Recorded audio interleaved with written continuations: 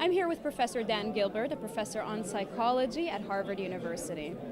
Professor Gilbert, some say you have the secret to happiness. Well, there's no doubt I do, of course. But it's no secret, and it's never been a secret. The things that make human beings happy are precisely the things you might expect. Good health, security, peace, good food. But if there's a single thing that's most responsible for human happiness, it's social relationships. People with friends and family who have good relationships with those who are in their friendship network and who are in their family tend to be happy people. It doesn't sound very exotic, and it isn't a secret, but it happens to be what science tells us.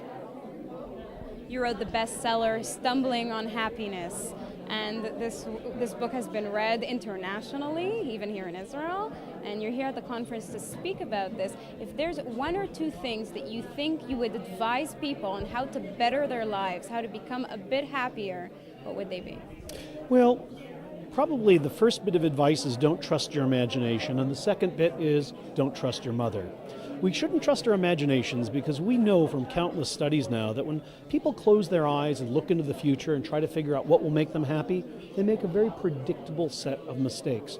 Imagination is a wonderful ability, but it's not perfect. It fails us in very specific ways. So if you're very confident that you just know what would make you happy, you should reduce that confidence. The second thing you can't do is trust people around you.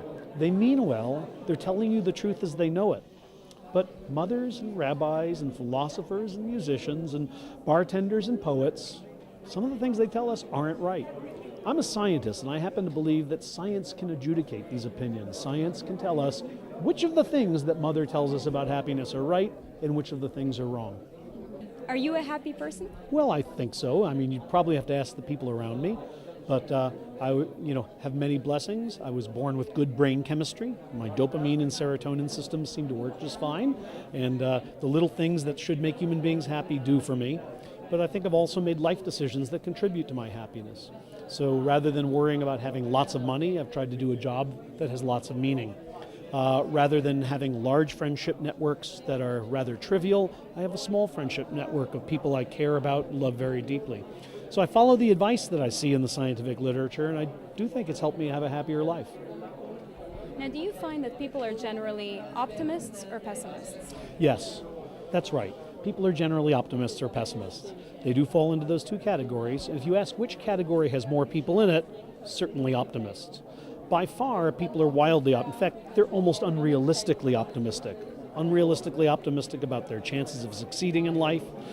You must have a restaurant in every city. There's a restaurant on the corner and it goes out of business and another one opens, and it goes out of business and another one opens, and you think, who would open a restaurant in a place where 5 places have gone out of business? The answer is a human being, because every human being thinks, I'm the one who can succeed. Whether this optimism is a good or a bad thing is probably something for philosophers to debate, but what scientists tell us is most people have it in large doses. Professor Gilbert, thank you very much. My pleasure.